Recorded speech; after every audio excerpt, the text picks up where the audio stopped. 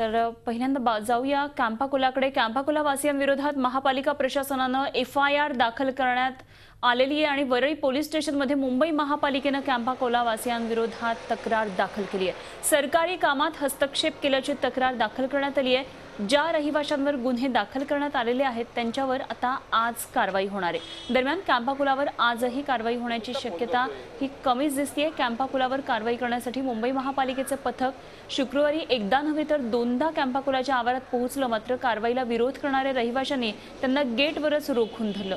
कॅम्पाकुलातले gas आणि वीज connection तोडलं जाणार होतं, मात्र रहिवाशांनी पालिका अधिकाऱ्यांना काल आत येऊच दिलं नाही। यावेळी पालिका अधिकाऱ्यांनी रहिवाशांची समजूत काढण्याचा प्रयत्न केला, सुप्रीम कोर्टाच्या निर्णयाची माहिती दिली, मात्र रहिवाशांच्या विरोधामुळे पालिकेला कारवाई करणं शक्य झालं नाही।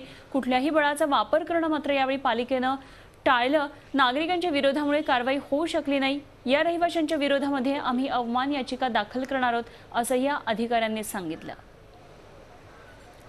तर एकंदरीतच सध्या काय स्थिती आहे कॅम्पाकुला कंपाऊंडमध्ये जाणून घेऊया। आमचे प्रतिनिधी कृष्णात पाटील सध्या आपल्या बरोबर आहेत। कृष्णात, आज पुन्हा एकदा कारवाई होणार आहे अशी एक चर्चा आहे, काय नेमकं सध्याचं चित्र आहे आणि FIR दाखल करण्यात आली कॅम्पाकुला वासियांसंदर्भातली त्याविषयी सांगा।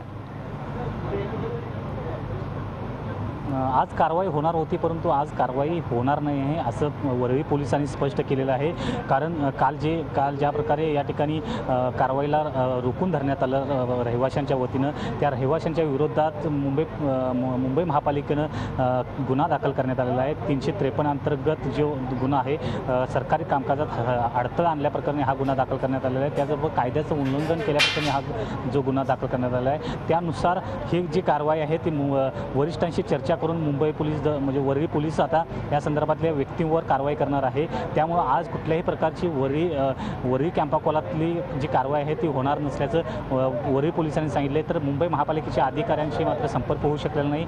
त्यांनी काल सांगितलं होतं की या ठिकाणी कारवाई आज करणार आहोत, परंतु जी काल परिस्थिती होती, बाहेरच्या रस्त्यावर पोलीस बंदोबस्त ठेवण्यात आला होता, तशी कुठलाही पोलीस बंदोबस्त आज ठेवण्यात आलेला नाही। त्याचबरोबर कॅम्पाकुलावासींनी त्या संदर्भात आज देखील होम आऊन करण्याची तयारी ठेवली होती, परंतु जी मुंबई पोलीस आज किंवा पोलिसांकडून सूचना मिळाल्यानंतर किंवा कारवाई होणार नसल्याचं स्पष्ट झाल्यानंतर त्यांनी देखील होम आऊन करण्याचं थांबवलेलं आहे या ठिकाणी। आणि एकंदरीतच आता पुढची जी कारवाई आहे ती पाहणं महत्त्वाचं ठरणार आहे। अनुपमा, ही जी कारवाई असेल ती प्रामुख्यानं आता मुंबई पोलीस दल जे आहे ते वरिष्ठांशी चर्चा करून या ठिकाणी इथल्या रहिवाशांच्यावर कारवाई करेल। त्याचबरोबर अवमान याचिका दाखल करणार असल्याचं मुंबई महापालिकेनं कालच स्पष्ट करण्यात आलं आहे। त्यामुळं आज कारवाई कुठल्याही परिस्थितीत होणार नसल्याचं वरळी पोलिसांनी सांगितलेलं आहे। झी 24 तास रहा एक पाऊल पुढे।